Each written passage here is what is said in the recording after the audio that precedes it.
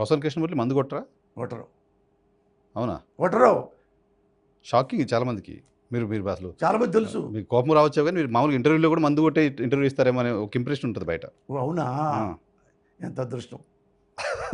అందుకోసం క్లారిఫై చేద్దామని అడుగుతున్నా. మీరు మందు తాగరు అసలు యూజువల్గా? తెలుసు, చాలా మంది తెలుసు నాన్న. ఇప్పటి నుంచి కాదు, జనాలకు అందరు తెలుసు.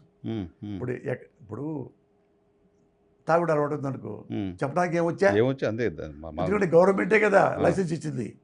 ఐ థింక్ రాంగ్ ఏముంది దానికి? అందులో ఏముంది? ముందు తాగాలంటే ఎవడు అడుగుతాడు నన్ను? కాదు అన్నప్పుడు ఏదో విషం తాగుతామంటే కంగారు పడిపోతాను. కానీ ఇండస్ట్రీలో జనరల్ కామన్గా మందు తాగడం అనేది పెద్ద ఇది ఏం కాదు కదా, అలవాటు అవుతుంటుంది. నాకు పైగా బాగా మీరు రైటర్, రాసే వాళ్ళకి ఇది ఎక్కువ ఉంటుంది అని చెప్తారు కదా. నాకు లేదు. సిగరెట్ ఇది నిరుపహతి స్థలంబు అంటూ మొదలు పెడతారు కవులు. అంటే ఇలాంటి ప్రశాంతత వాతావరణంలో ఉంటే పెన్ను కదులుతుంది. అట్లానే గొడగొడ అంటే పోలుతుంది. నాకేం కదలదు. కొంతమందికి సిగరెట్ తాగితే అంటారు, కొంతమంది మందు తాగితే అంటారు. ఏమీ లేదు అంతే. నాకు చాప దిండి ఇవ్వండి, ఒక పేపరు పెన్ను, ఇంక అయిపోయింది, కథ అయిపోయింది, అంతే, ఇంకేమద్దు. ఓకే. ఇక్కడ మీరుంది కదా, ఇక్కడ చాప ఉండాలి, చాప పక్కన దిండు ఉండాలి. ఇట్ట పడుకొని రాసుకుంటా ఉంటా. పడుకొని బోర్ల పడుకుంటారు, పడుకొని రాసుకుంటా ఉంటా. ఆగేసి కొన్నాళ్ళు కూర్చొని రాస్తుంటా. మళ్ళా టేబుల్ ఎక్కి టేబుల్ రాసుకుంటూ ఉంటా. ఎప్పుడు రాస్తూ ఉంటా. అప్పుడు రాసి రాసి రాసి రాసి ఇప్పుడు సినిమాకి అంత చాలా మంది పని చేశారు కదా, మొత్తం ప్రొడ్యూసర్ మీరే కదా, మేడం కూడా కథలో ఇన్వాల్వ్ అయ్యారు కదా. మా ఇంట్లోనే అది పాపం, బయట ఆమె ఇంట్లో అయినా సరే మీకు చాప్ ఇవ్వాలి, దిండి ఇవ్వాలి, నీళ్ళు ఇవ్వాలి, కాఫీ ఇవ్వాలి, టీ ఇవ్వాలి, ఇది కూడా ఇన్వాల్వ్మెంటే కదా. ఇది అట్టే ఉండదు. రాసుకున్నాను కాసేపు, మళ్ళీ లేచి కాసేపు నేను మామిడి గురించి కాసేపు టీ తాగుతాం. డిస్కషన్, కథ డిస్కషన్లో ఉన్నారు ఆమె. ఉంది. అయ్యో మొత్తం 2 నెలలు 3 నెలలు ఉంది ఆమె కూడా. ఎంత ఇచ్చారు రెమ్యునరేషన్? మొత్తం కమిట్ అవ్వండి. ఇప్పుడు ఎంత ఇచ్చారు? ఇవ్వాలి కదా మరి. నానే ఇచ్చుకుంటే ఇంకేంది? అట్లా ఆమె కూడా పార్టిసిపేట్ చేసినప్పుడు ఆమె కూడా రెమ్యునరేషన్ ఇవ్వాలి కదా. నేను అడుగుతున్నా మేడం మీ తరఫున, డెఫినెట్గా మీరు రెమ్యునరేషన్. నా దగ్గర డబ్బులు లేవయ్యా, నా దగ్గర ₹1 కూడా లేదు. లేదు నమ్ముంటావా? మిగతా వాళ్ళకి చెప్తే ఊరుకుంటారా? మిగతా క్రూక్ అంతా డబ్బులు లేవని చెప్తే ఇప్పుడే నాకు ఇంటర్వ్యూ స్టార్టింగ్లో మీరు చెప్పారు ఇంకో 10 సినిమాలు తీసినా పోసానికి ఏం కాదు అని. ఈ సినిమాలో మేడం డబ్బులు లేవని చెప్పా. నా దగ్గర ఆస్తులు లేవు, డబ్బులు లేవు, అన్నీ లేవు, కాసులు లేవు. నా దగ్గర 100 కోట్లు ఉంటాయి గ్యారెంటీగా. అవన్నీ మావిడికి రాసిచ్చేసా. మొత్తం రాసిచ్చారు కాబట్టి ఇప్పుడు రాసిచ్చా. మీకు కావాలంటే రెమ్యునరేషన్ ఆమె దగ్గర తీసుకోవాలి. ఇప్పుడు తీసుకోగల ఏం లేదు. అన్నాను, నాకు మంచి భోజనం పెట్టు, మరి అక్కడ నన్ను బాగా చూడు, నా సంతోషంగా ఉండు, నన్ను సంతోషంగా చక్కగా మరి కావాలంటే గుడికి వెళ్దాం, ఇంకో చోటుకి వెళ్దాం. గుళ్ళు వెళ్తాం. ఆమె భక్తురాలు, బాగా శివభక్తురాలు. ఓకే. అవి ఎక్కడున్నా ఇండియా మొత్తంలో శివ అన్నీ తీసుకెళ్తా. ఓకే. అది అంతే తప్ప నా దగ్గర నిజంగా చెప్పుకోవాలంటే ₹1 కూడా లేదు. ₹1 కూడా లేదు మామిడికి. ఎందుకంటే అన్ని విషయాల్లో నేను సంతోషంగా ఉన్నా మా కుటుంబం వల్ల. నాకు ఎందుకు నా భార్యకి నేను రాసిచ్చాను.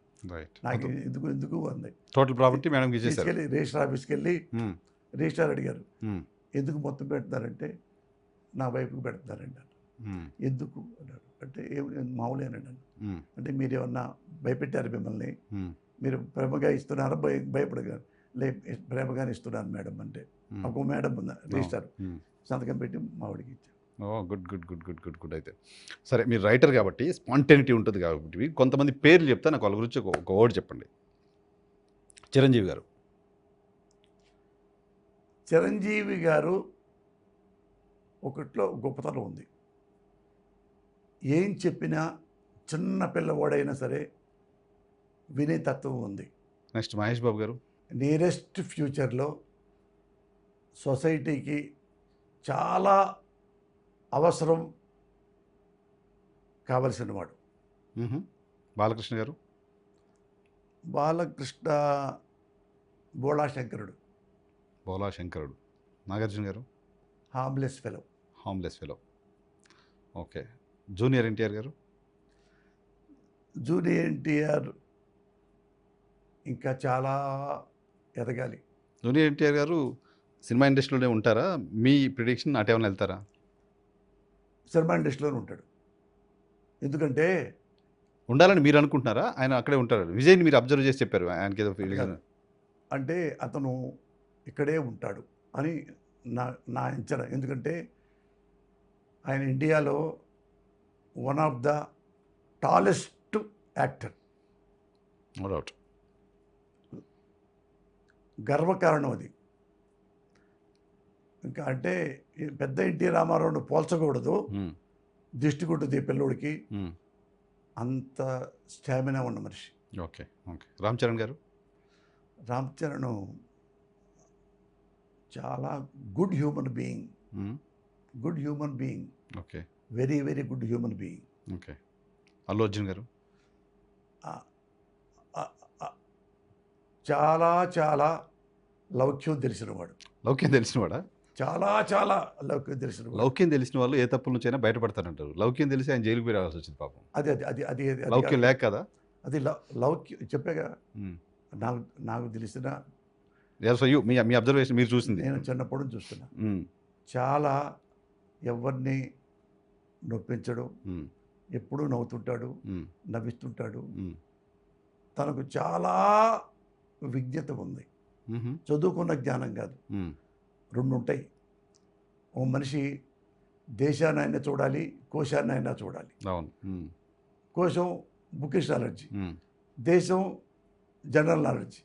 అది ఎక్కువగా ఉన్నవాడు. Correct correct. చివరిగా ఆపరేషన్ అరుణారెడ్డి చూడాలి అనుకునే వాళ్ళకి మీరు ఒక అప్పీల్ చేయడం, ఎందుకు చూడాలి ఈ సినిమా? For what? చాలా మంది సినిమా ఎంటర్టైన్మెంట్ కోసం పోతారు, ఫ్యాన్స్ కోసం పోతారు, హీరో కోసం పోతారు. అట్లా ఈ సినిమా ఎందుకు చూడాలి? మీరు తెలుగు సినిమా ప్రేక్షకులు సినిమాలు చూస్తుంటారు మామూలుగా. నా సినిమా కూడా చూడండి.